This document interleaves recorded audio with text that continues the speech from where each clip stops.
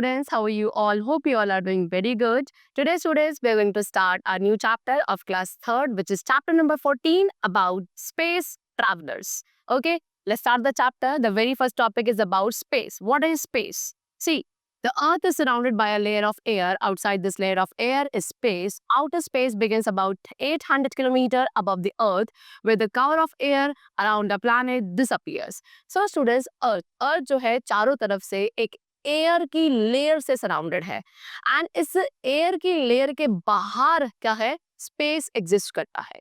ठीक है, तो जो आउटर स्पेस है वो हमारे अर्थ से अबाउट 800 किलोमीटर ऊपर से स्टार्ट हो जाता है, जहाँ पे जो एयर का कवर है वो हमारे प्लैनेट से डिसअपियर होना स्टार्ट हो जाएगा, यानी कि व्हाट, स्पेस में एयर एग्जिस्ट नहीं करती है.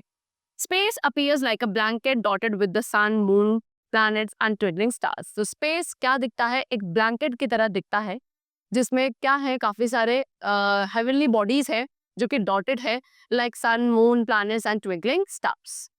Now people who have gone into space, अब उन लोगों के बारे में डिस्कस करेंगे जो कि स्पेस में गए हैं एंड वहां पे उन्होंने काफी सारी डिस्कवरीज करी है.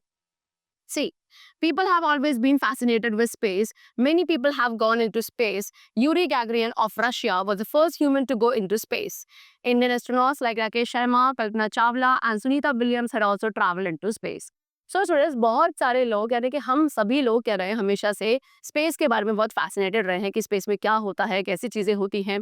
तो बहुत सारे ऐसे लोग जो स्पेस में गए, जैसे कि यूरी गैगरिन जो कि रशिया के रहने वाले थे, वो ऐसे पहले ह्यूमन बीइंग थे जो कि स्पेस में गए.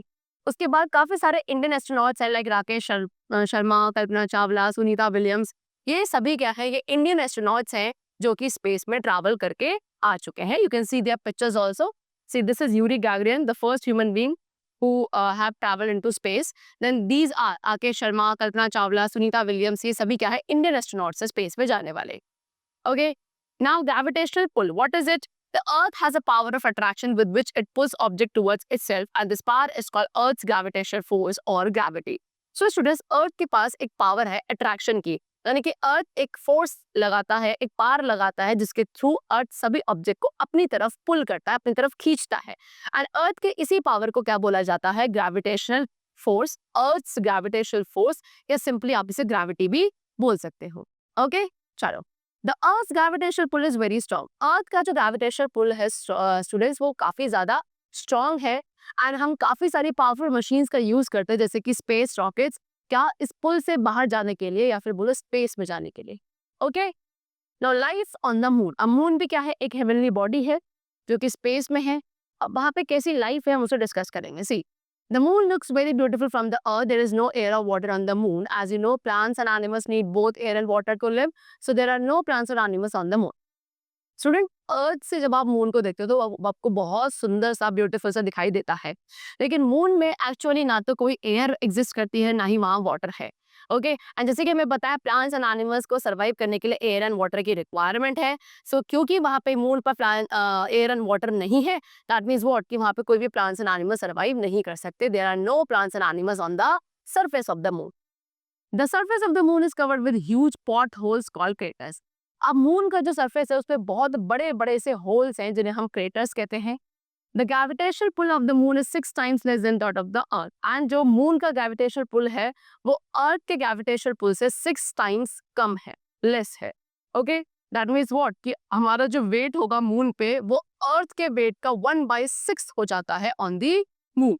Okay, now landing on the moon. अब मून पे कौन कौन से एस्ट्रोनॉट्स हैं जिन्होंने लैंडिंग करी है, जो वहां गए हैं.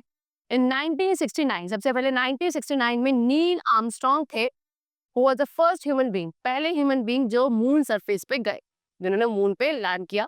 ही went to the moon on a spacecraft called Apollo 2 and वो मून पर गए थे स्पेसक्राफ्ट के थ्रू जिसका नाम था Apollo 2. After he landed on the moon, the first words Neil Armstrong spoke were, "That's a small step for men, but giant leap for mankind." तो जब वो सबसे पहले गए एंड वहां जाके जैसे ही उन्होंने मून के सरफेस पर लैंडिंग करी, तो जो पहले वर्ड्स नील आर्मस्ट्रॉन्ग ने बोले थे वो क्या बोले थे, कि that's a small step for man but giant leap for mankind, कि एक बहुत छोटा सा स्टेप है जो एक ह्यूमन बीइंग ने लिया है, लेकिन इससे एक बहुत बड़ा लीप है जो आने वाला है आगे मैनकाइंड के लिए.